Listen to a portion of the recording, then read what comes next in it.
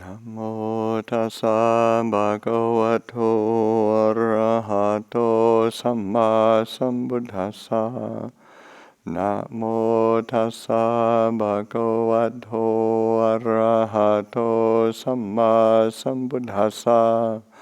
Namo tassa bhagavato arahato samma sambuddhassa.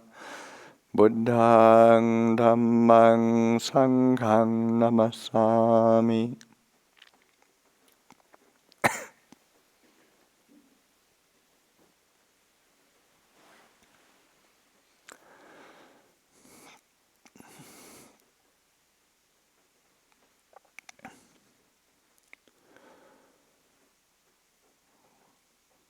Okay, so tonight, Saturday night, day after Wan Pra,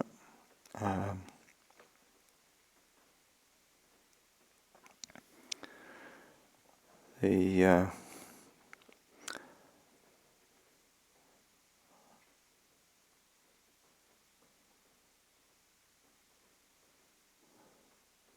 retreat has been using the theme of happiness and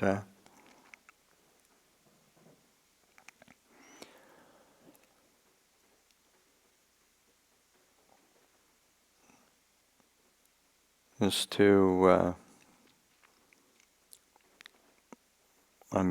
we've only I guess we're a few weeks into the retreat, and there's been various angles and perspectives that have been brought up in the daily readings and some of the talks, and just to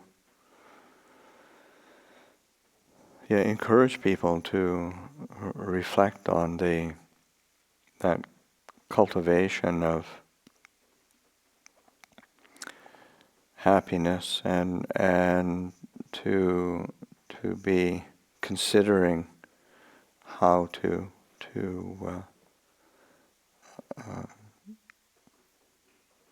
use it so that it's of advantage and benefit. And I think it was a couple of months ago I came across a sutta that it's quite short, but I think it's quite apt, and it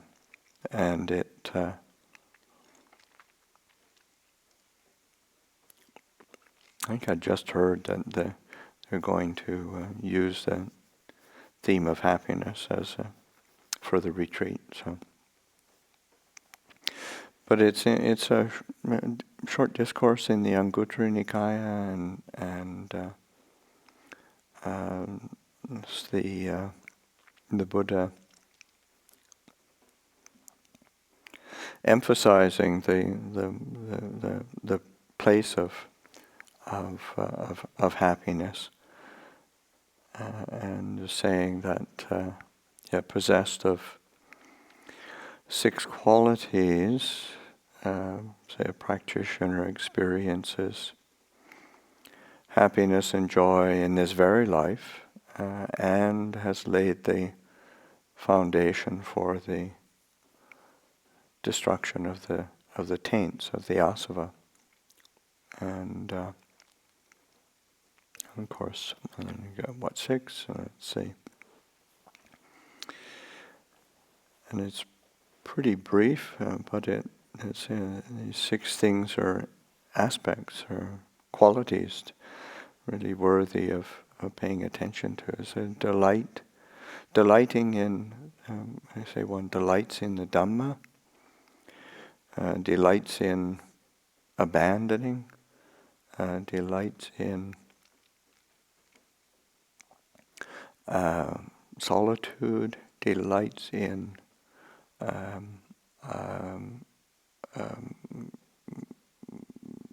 non-affliction, delights in stay after one process. I don't know if I've lost my way or not. How many Dhamma? Delight in the Dhamma, delight in practice, delight in abandoning, delight in solitude, delight in non-affliction, delight in non-complication, non-proliferation. So these are things to worthy of recognizing that the Buddha is as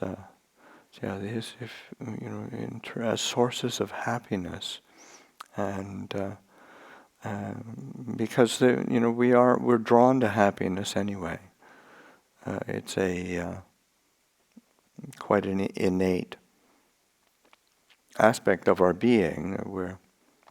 It's not weird or strange that we prefer happiness to being miserable and depressed. So it's but then the Buddha is saying, well, where do you say, especially for a practitioner, where do we find our happiness? Because it's the tendency, of course, is to be like to pick the low-hanging fruit and get it where one can. Sensuality,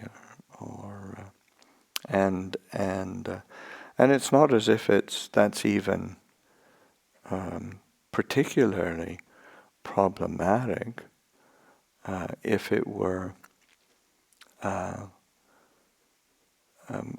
approached with a really, say, innocent or pure heart, because it's quite natural to experience enjoy things around one, and when the mind isn't invested in desire and attachment, then there tends to be quite a lot of enjoyment. And I remember one time being with Ajahn and helping him, and and he just tended to delight in things around him, and to be to really just to enjoy himself so much, and there was an infectious kind of joy and happiness that he had, and but he obviously wasn't trying to grasp or cling or chase after it, but it was just, there was this tremendous well of, and I think this happiness and joy in this very life. And of course, but the Buddha is saying also, so when we pay attention to that and delight in things that are really worthy of delighting in, besides that happiness and joy, then we really lay the foundation for our destruction or ending of the āsavas, the taints, the outflows. So that delighting in Dhamma, the first one,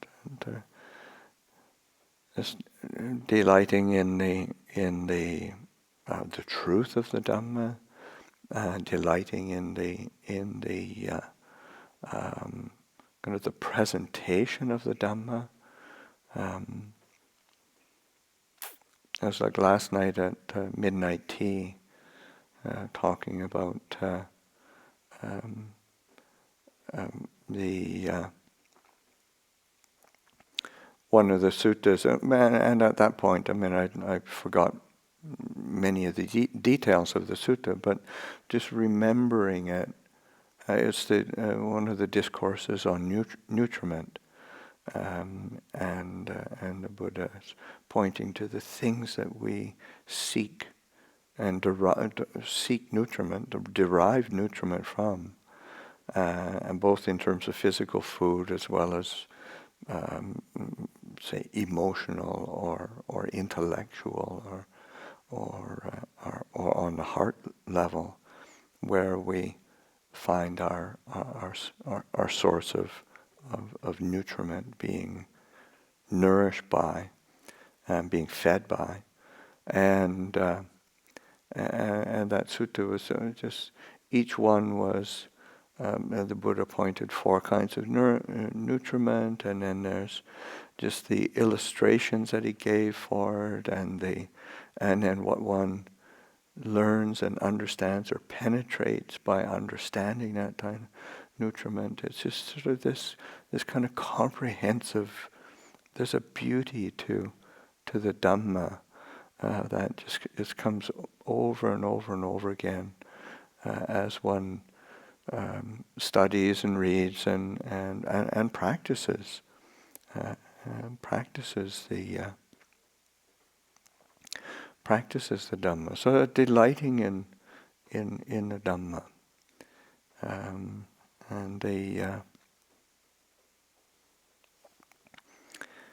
of course it's not just an intellectual appreciation, because one really has to take it into the heart. I'm thinking of an occasion in the history of the Thai forest tradition where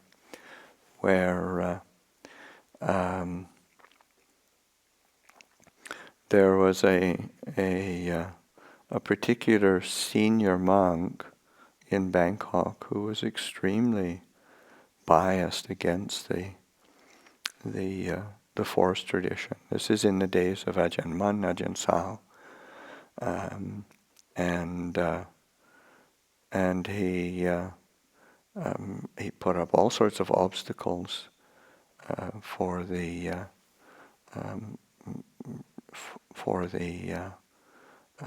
forest tradition, and he to the point that this is one of the reasons why in the northeast of Thailand, in the northeast of Thailand, Ubon, where Ajahn Mun, Ajahn Sao, and many of the great forest teachers gave up trying to establish monasteries or live a practice in Ubon.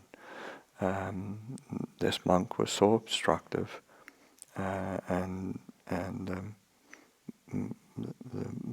it was only Ajahn Chah who came along later, but during the time of Ajahn Mun, and of course Ajahn Mun, Ajahn Sao, these are great monks, but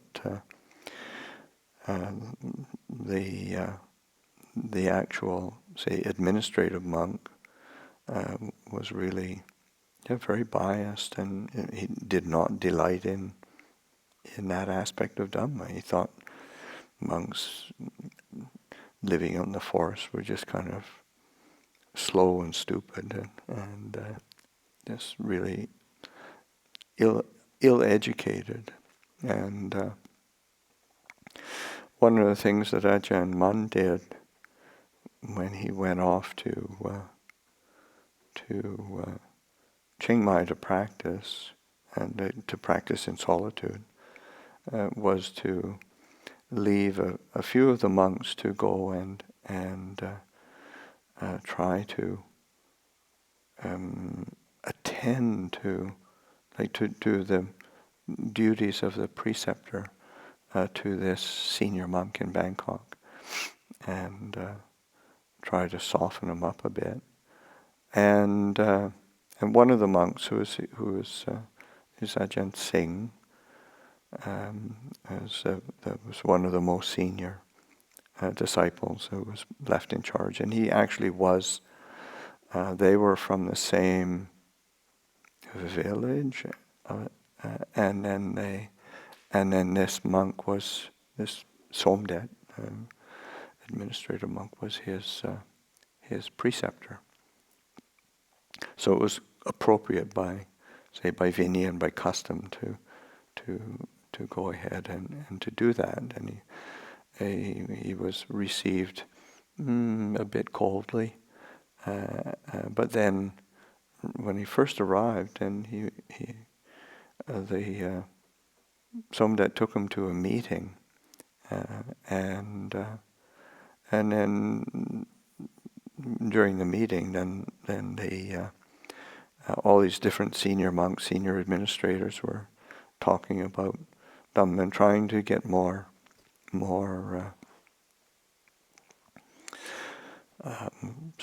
interest or life in the sasana. And then after quite some time of them talking, then the monk, the attendant monk, the disciple of Ajahn, spoke up and in a very respectful and clear way, kind of pointed out some aspects of Dhamma that they all sat up and listened to and were very appreciative of. And so that delighting in Dhamma. Also, one of the things also that really turned the mind of this senior monk was, part of it was recognizing that the forest monks had some knowledge and experience of the Dhamma, but also this senior Somdat administrator, in his going out to taking on the responsibility of overseeing that northeast part of Thailand, then going to the villages and seeing that wherever there were good forest monks practicing, there were the lay people, the lay communities were also, well practiced, well trained, well conducted, of good, upstanding practice, and that again, that effect of the Dhamma, and so that delighting in Dhamma has this effect on the whole, not just on us personally, but on the religion, on the society, the culture around. So it's delighting in the Dhamma. So it's just really paying attention to that, and it's when we pay homage to the Buddha, or to the Dhamma, Sawakato Bhagavata Namo. So the Dhamma of the Blessed One is well expounded. It's spoken well. It's something that is of real truth and value. So that delighting in that, it's a source of happiness and joy. Delighting in the practice, delighting in bhavana. That delighting in Dhamma, delighting in bhavana, delighting in mental development, delighting in meditation. So that sense of picking up the training and recognizing that one has the opportunity to learn and to develop wholesome qualities, developing barami, developing these wholesome qualities through our training and our cultivation and our meditation. It's not just kind of a mental exercise so we can be clever. It's a cultivation of the very human qualities of generosity, of patience, of integrity, of discernment, of equanimity, determination. All these different qualities are part of that mental development, and besides the development of peace and clarity and joy, that is very much a part of the meditation, the cultivation of the meditation practice, and the training of body, speech, and mind. So that when we delight in that and recognize we have this opportunity, and even in sometimes when it's difficult, it's not. It isn't as if it's the end of the world. That's taking it as an object of reflection and investigation, like honing that discernment and wisdom. There's a time when one of the visits that Lupa Liam had, where he came and visited us, and then we went to City of 10,000 Buddhas. And Dharma Master Hung Lu asked Lupa Liam, what was the most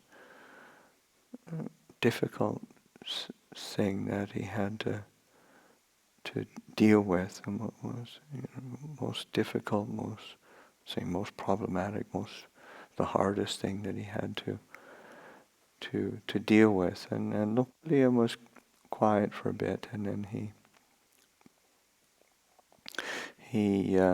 said, well, if you think, pointing to some of the, probably fear, dealing with fear was probably one of the more difficult things that he felt he had to work with and work through. And he said, but it's not necessarily a good way to look at it in sort of something difficult, he said, or problematic. He says it's more like it's more helpful to view the things that we consider difficult as worthy opponents, because when we look at it as a worthy view it as a worthy opponent, then we have an interest and an opportunity for cultivating our wisdom, or developing and sharpening our wisdom and our understanding.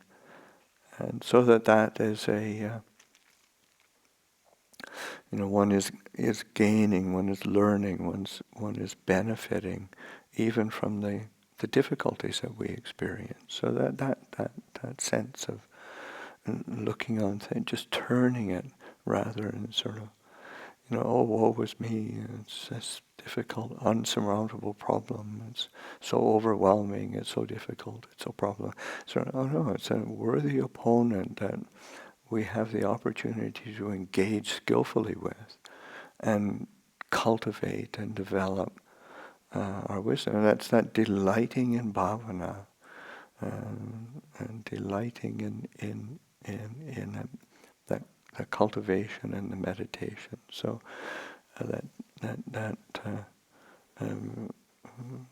that's the second thing that the Buddha pointed to as a basis for happiness and joy.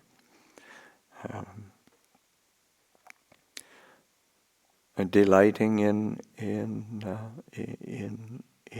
abandoning pahana, which is the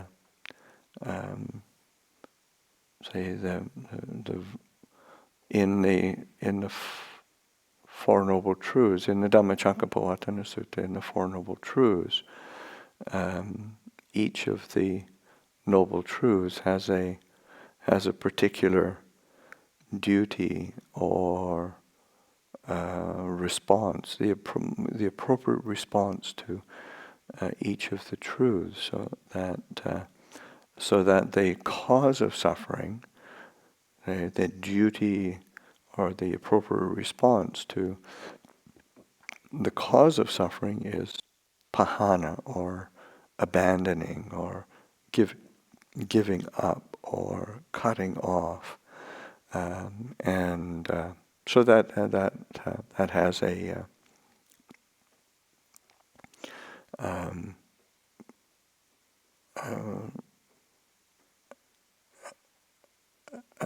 because sometimes we can view that in a way of, I just gotta cut off the defilements, I got to annihilate them, I've got to destroy them, or even that āsavas, the ending of the āsavas, or the destruction of the taints, as if one's sort of going around with sort of a hammer and smashing it to bits, sort of thing. But it's more that kaya is more. It's a wearing away, a diminution, a bringing to an end, allowing to cease. And so in the same way, pahana is like abandoning, and in that sense, abandoning, giving up, turning away from, what is just problematic and difficult anyway. Why was it's like you end up piling on these different burdens, and you're carrying this heavy weight of one's attachment and views and opinions and moods of aversion and irritation, and we carry all that, and we wonder why we're staggering through life with a lot of misery and difficulty, and the Buddha said, no, just abandon that, to give it up, to let it go, and it's like so. And I remember Ajahn one time saying, just. It's like somebody who picks up a big heavy rock or a stone, and it has absolutely no value whatsoever. But we carry it because we think it's ours. We think we should do it, and we think we must. We have to, and we carry it around. But finally, it just gets so heavy. You have to put it down. You have to abandon it. So so delighting in that abandoning, seeing that abandoning and giving up as a great opportunity, as a great gift, a great blessing to oneself. And so that's a source of happiness and joy. And delighting in abandoning. Delighting in solitude. Paviveka, so that solitude, seclusion, and it isn't a solitude or seclusion where one's sort of throwing up these walls and barriers and trying to shut everything out, but it's more like the seclusion that comes from not entangling oneself in engagement, and not entangling oneself in the things that are overwhelm the mind. Because there can be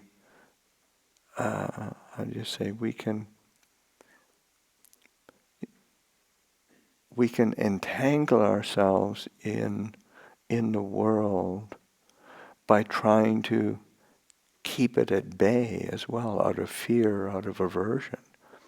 I can't talk with it. I can't deal with this. I can't have contact like this. I got to keep myself. and I got to get this out of the way. And you end up with all these fears and aversions as well. So there's a balanced approach to the Buddha's sense of solitude, in the sense of seclusion. In that one is, of course, the internal composure of sense restraint, where one knows the contact of the senses and the desire and aversion that's there, and without investing in it, then one returns to mindfulness and clear comprehension, and delighting in that mindfulness and clear comprehension, delighting in that ability to experience a sense of well-being, because there is a seclusion, even if one is in contact. Because I remember Ajahn Chah talking about, he was trying to keep everything at bay and keep everything from stirring up his mind, and he said even stuffing beeswax in his ears so that he wouldn't have to hear sounds. And he said, but then you sit there in meditation and you're not hearing so many sounds, but still you got this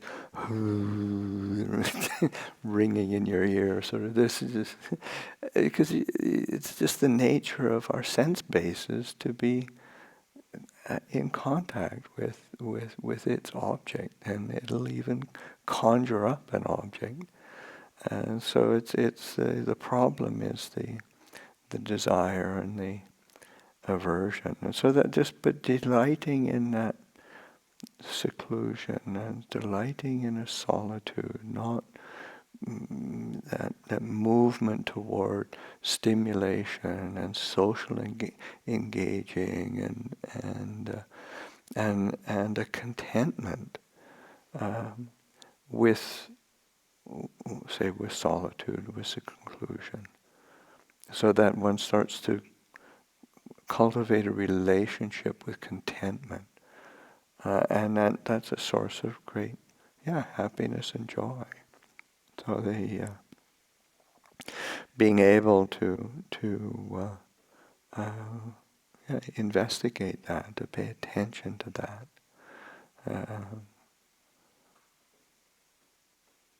So the fifth quality that the Buddha points to is delighting in non-affliction, abhayagiri. But it's also it's kindness. It's part of when we do the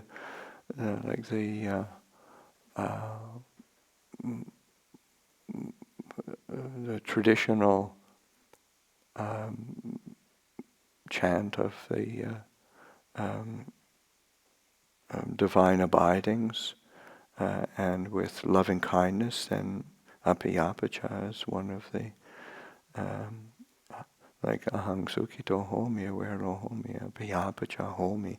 It's non-affliction, kindness, non-suffering. So delighting in that quality of kindness and not burdening the mind with ill will, with aversion, and then recognizing that that quality of kindness and how we relate to the world around us, how we relate to ourselves, how we relate to our practice. Recognizing that we'd say we're doing ourselves a kindness by establishing mindfulness on an object. We're doing ourselves a kindness to be alert to the different ways that we create suffering. And so that delighting in non-suffering, non-affliction, that's so there's this, it's a source of happiness and joy. So as we, develop the practice and cultivate that sense of establishing the practice in metta is a huge support for practice, for experiencing happiness and joy in this very life, and for laying the foundation for the ending of the āsavas. There's so many discourses where the Buddha, praises the experience or the cultivation or the development of loving kindness, and where it's other states, even other wholesome states of mind, say are not worth 1/16 of the experience of loving kindness. And a lot of it's because of its inherent brightness and expansiveness and so and of course it is a divine abiding. It's one of the Brahma Viharas. Another essential quality. And the last quality that the Buddha points to is to delighting in non-proliferation, non-objectification, non-complication, nippapancha.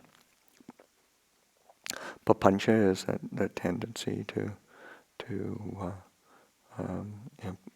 proliferate, the mind proliferating, moving out of itself, extending itself, complicating itself.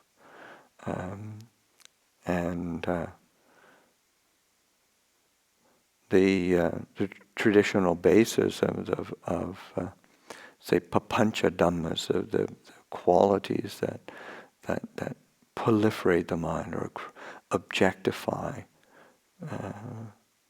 complicate, and tanha, of course, which is obvious, that desire, craving, where one is seeking an object for gratification.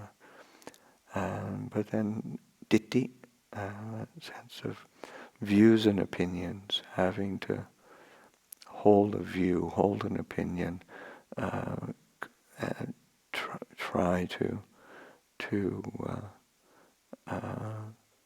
and of course, as soon as one is in the realm of views and opinions, then it's always who's right, who's wrong.